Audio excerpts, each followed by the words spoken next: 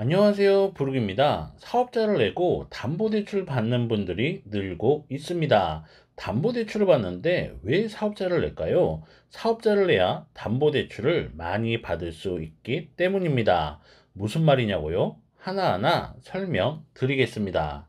담보대출은 크게 가계자금과 사업자금으로 구별됩니다. 가계자금은 집을 살 때 받는 대출을 말하고 대출규제 LTV, DSR을 적용받습니다. 그 결과 대부분의 경우 아파트 시세 대비 40%밖에 대출받지 못합니다. 사업자금은 정부의 대출규제 LTV, DSR을 적용받지 않습니다. 따라서 아파트 시세 대비 90% 혹은 그 이상도 받을 수 있습니다. 그 결과 사업자를 내고 담보대출을 받는 분들이 늘고 있습니다.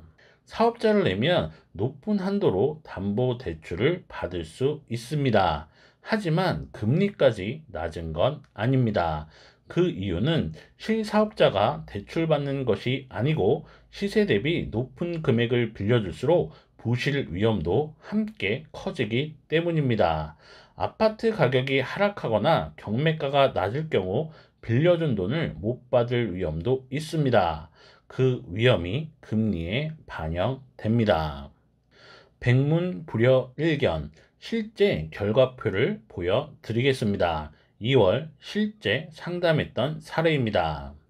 그림에서 보듯 시세 대비 60% 받을 경우 1억 6천만 원, 금리 약 7%, 70%까지 받을 경우 2억 2,600만 원, 금리 약 8%, 85%까지 받을 경우 3억 2,600만 원, 금리 약 10% 나옵니다.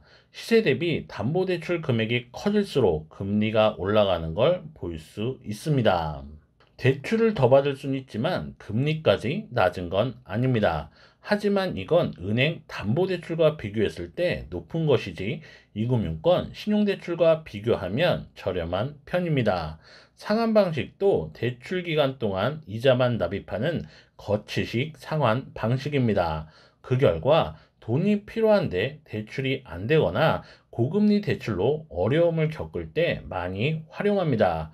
실제로 이분도 1억 6천만 원을 받아 이금융권 대출과 현금 서비스를 정리했고 일부 필요 자금도 확보했습니다. 1억 6천만 원, 7.8% 이자만 납입하는 거치식 상환 방식으로 약정했고 대출 기간 동안 매달 104만 원씩 이자만 납입하면 됩니다. 신용대출 원리금으로 300만 원씩 납입했고 현금 서비스 1,500만 원 사용했습니다. 다 정리했고 필요 자금도 확보했습니다. 사업자를 내고 대출을 받아야 합니다. 부담스러운 점이 있고 금리가 저렴한 것도 아닙니다. 하지만 이런 대출도 유용하게 활용하면 약이 됩니다. 이런 방법도 있다. 참고해 주시고요. 대출로 인해 고민이라면 최선의 방법을 찾아 드리겠습니다. 참고로 저는 네이버 엑스퍼트를 통해 유료 상담을 진행합니다. 상담이 필요한 경우 네이버 엑스퍼트를 통해 연락 주시고요. 도움이 되었다면 구독, 좋아요 부탁드립니다. 감사합니다.